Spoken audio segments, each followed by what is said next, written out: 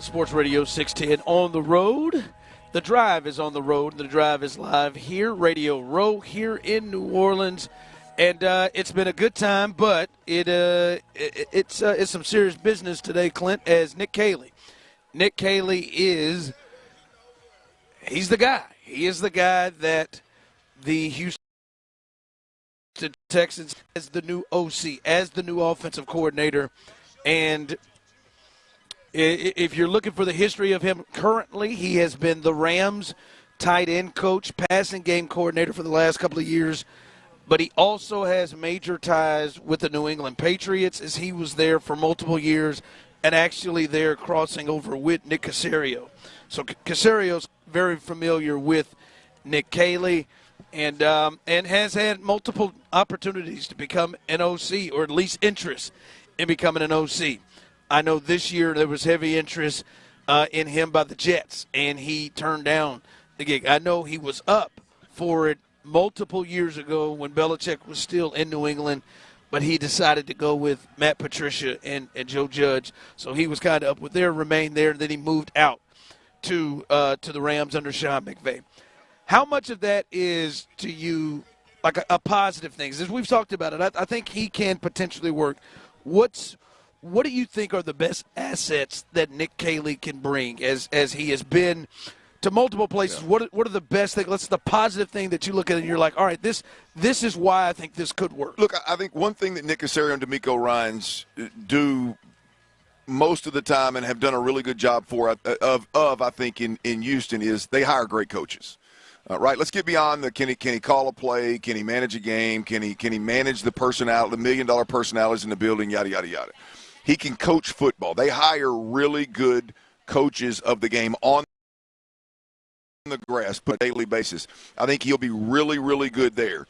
Sean McVay wouldn't have him in his system if he weren't really good there. Bill Belichick and up in New England would not have had him in the building up there in New England had he not been a tremendous coach. So I don't doubt one bit that he is a tremendous football coach, and on a day-to-day, minute-to-minute basis brings the energy and the know-how and the want to help players get better day in, day out. Don't doubt that one bit.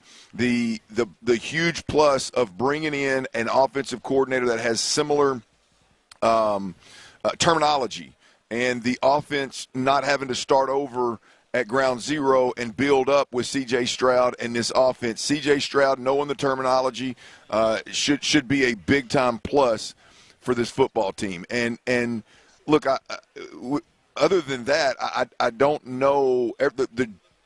The jury's still out for me. I'm imagining that there is an understanding, an agreement that he's going to have to work with some people that are already in the building. He's going to have to. He's probably going to have to work with whatever staff DeMeco Ryans and Nick Caserio hire. There's probably an understanding of that, so you can say, hey, look, that's going to create. He's obviously on the front end accepted this.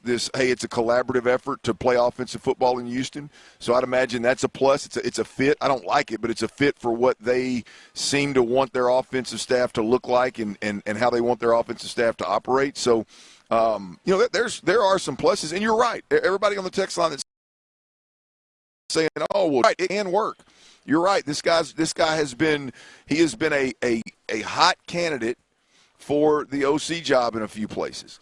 I would just like for him to maybe be an OC at the place he's at instead of us talk about how great of an OC he is coming up in that system, and maybe have at least had the title in that system before, we as the Texans make him our play caller. But there are some positives, and it's a wait and see for who Nick Caley is and what his strong suit is. Yeah, I think the big thing is he's been through multiple systems, right? He's been in New England's system there under Josh McDaniels with Tom, where they had some success there. Yeah. And then obviously the Rams, and who knows? Again, with that, I wonder what offense he feels tied to. I wonder, I do that, and I'm guessing it will be what Sean and this offense has been, because it's clearly what the Texans have been running. I don't think That would be a surprise if it moved towards more what the Patriots were doing when he was there for multiple years. I would assume it would stay here, but I do think that he's been to multiple places is a help. You keep mentioning this. And this is a guy, we talked about it, that has turned down interviews, at least one, we know, turned down the Jets interview for sure. You really think that the decision on the staff is coming from not his call, not his decision. This is coming from above him. That one of the big reasons that he was selected was absolutely that he would be worth. Really, you don't think? I think you look at that list of guys that were interviewed. I hate that. There's not one guy on that list that was going to bring a staff with him. Absolutely. Really? That part, because I do, to me is yes, you hope to have someone speak with the experience, but I was also hoping that since this guy is going to be the offensive coordinator, this guy is going to be calling plays, the stuff's going to fall on his head like it did Bobby, that he would have some input on this thing. And I know Lopez said that is going to be a strange thing of, Gerard Johnson's going to remain the quarterback coach. That's a strange thing, a guy that went for the job, who wanted the job, who has been interviewing for coordinator jobs, and we know has a great relationship with the quarterback and CJ Stroud, that he would remain there. That is an interesting part of it if it is the case. I'm going to be watching that big time to see how many coaches remain here. Obviously, we know there's going to be a change at the offensive line coach. We clearly understand that. But that is my thing, is how many guys are going to change from that? Because that's my deal is, as we said, I just, hey, give him the reins. Yeah.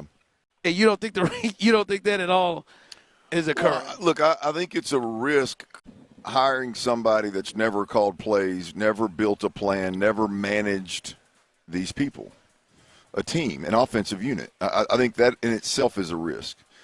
And just, can he do that or can he not? I mean, that is an unbelievably difficult job, right? And this is an unbelievably critical time for the Houston Texans to make that jump.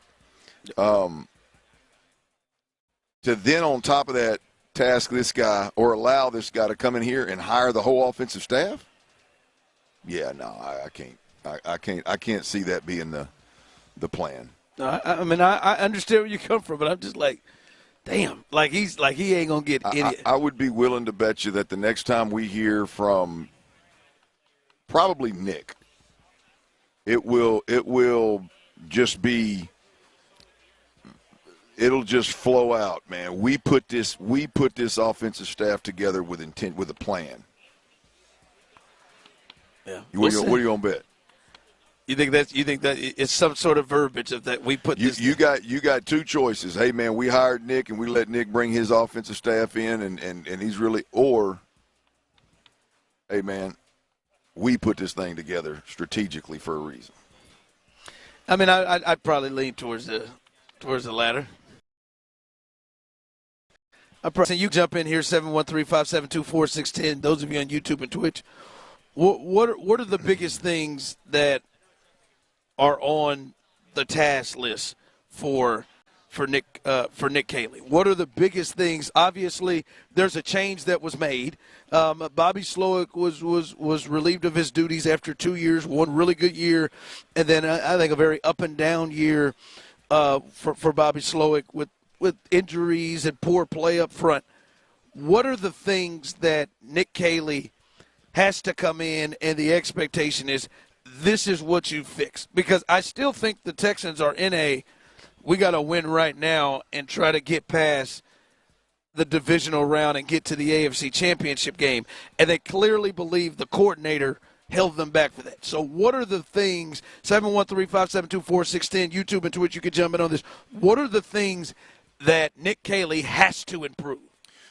Well, I mean, I think the one vacancy or opening on the staff after he's hired is the answer to that. The offensive line coach. I mean, that piece has to get right. I mean, that piece has to, whether we're talking about, the day-to-day technique, mechanic type stuff, or we're talking about overall the five guys working together and figuring out how to communicate. Who's in charge? Is the center in charge? Does the quarterback have some leeway in what he's calling?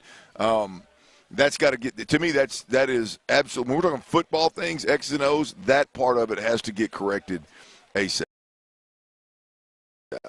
Really a guy.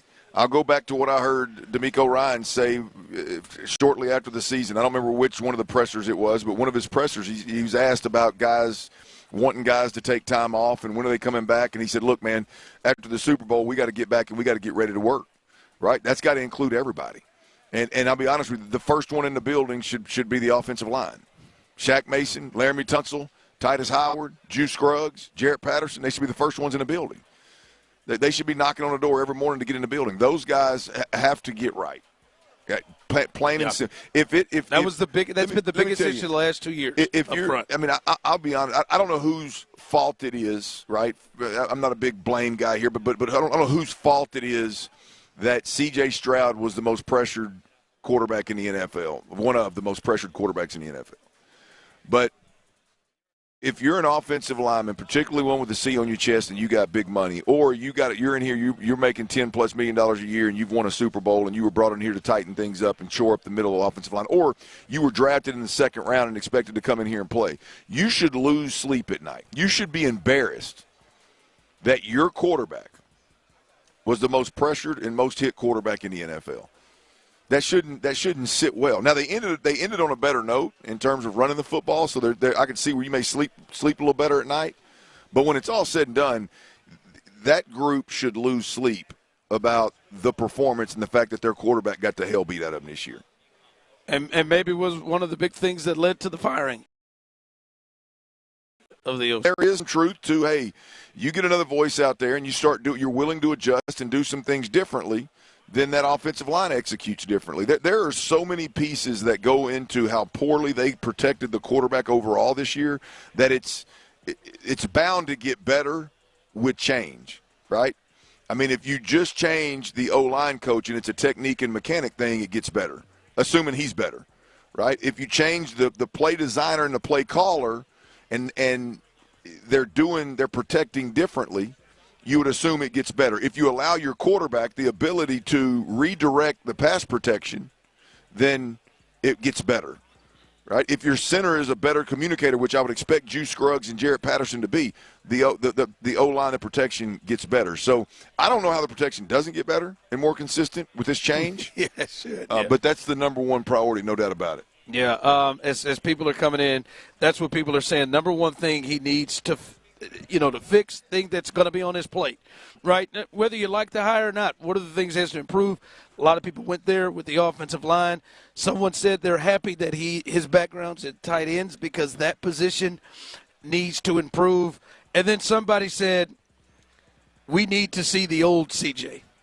That's what someone texted in. And to me, like I hear you say the offensive line and maybe those things go hand in hand, I think that is his number one thing. I think it's ultimately what happened with Bobby Slowick, right? Everyone knows how at times the offensive line was. But I think the biggest thing that got Bobby Slowick in trouble was sophomore slump. CJ Stroud ain't working. CJ Stroud don't look the same. To me, it's about quarterbacks. Like we've seen it. Like, there are other teams like it's Zach. Was it Zach Taylor? Zach, whatever his name is in Cincinnati. Taylor. Yeah, he has not had great offensive lines. Hell, it maybe cost him to get to a Super Bowl before. But damn it, yeah, his quarterback. He'll be in trouble when Joe Burrow falls apart. That's when he'll be in trouble. So honestly, I do think the biggest thing was C.J. Stroud looked like he was on a rocket ship. To be like literally, we heard people saying he may be better than Josh Allen. I'd take him over Lamar right now. I thought he would be in that conversation, and now it may be a hard thing to say, but Sam Darnold looked better than he did throughout the season. Like there are players that you wouldn't think, and I hate to say it, you come to a space where you talk yourself into say, hey, Bryce Young closed the gap in between those guys from last year to year one. And that kind of stuff to me is what crushed and hurt Bobby Slowick, and that is what Caley has to fix. Whether that's the offensive line or whatever, he has got to fix CJ Stroud. I think that's his biggest thing to me is CJ Stroud has to look like the guy, which was the reason they went out and got Diggs, got Hunter. That to me is the big one. Yeah, look, there's no doubt about it. I mean, fixing C.J. Stroud is a 2 or 3 or 4 pronged approach. I mean, like you ain't fixing C.J. Stroud if you don't fix the protection. Sure, yes. I mean, that's where it all starts. And so, I think big picture, if you fix C.J. Stroud and whatever all that entails, and he's playing better and he's playing like he did his rookie year, then you've obviously done some great work. Yep. I mean, but it's not just him. It's there's a lot of work across the board at damn near every position on the offense that has to be better. Yep. No, I agree a lot too. But as we've said, like to me, the quarterback will fix a lot. Yep. And if C.J. Stroud starts to look like C.J. Stroud, it will fix a lot. And I think a lot of people will look a lot different. But I agree with you. It starts with him. He's got to stop getting hit.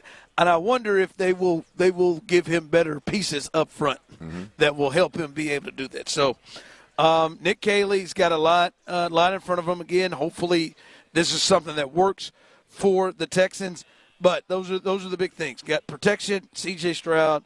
Those are the things that have to improve. All right.